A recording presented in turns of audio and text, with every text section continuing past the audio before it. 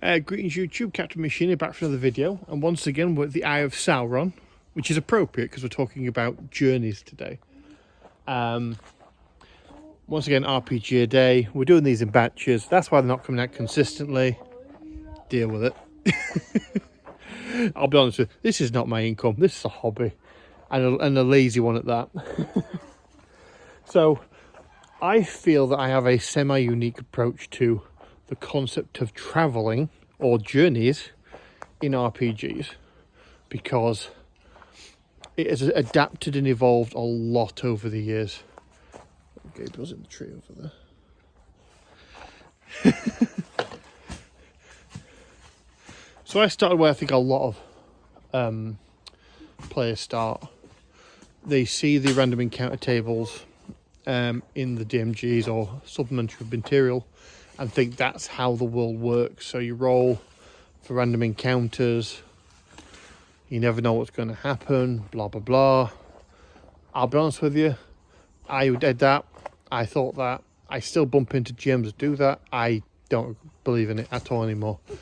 I like to use random encounter tables as an idea for what the players might encounter, but everything is pre-planned, everything. Even down to the weather.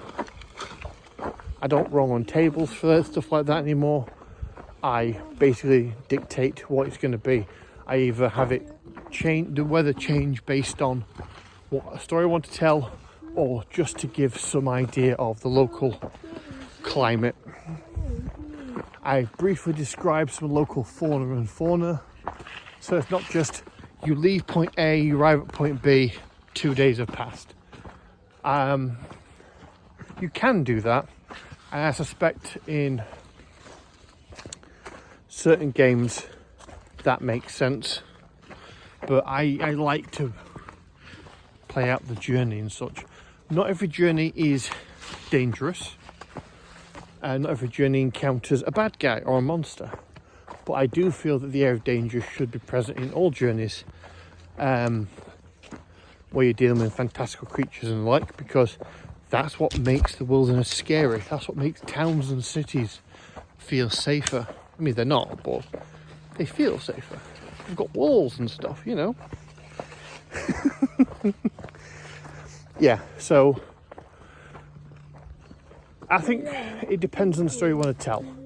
If you're going to tell an episodic monster of the week kind of story, like the players show up and like the adventure starts in media res, so it's like,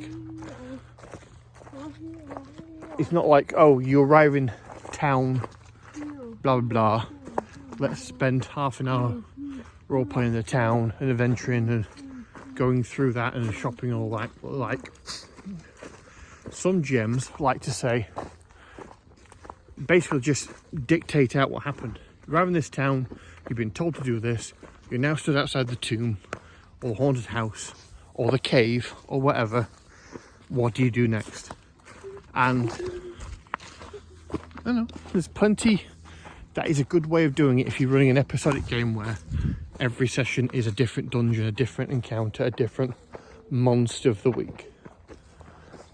If you're running like a narrative journey and the journey itself is part of the story, then I do roll out all the days.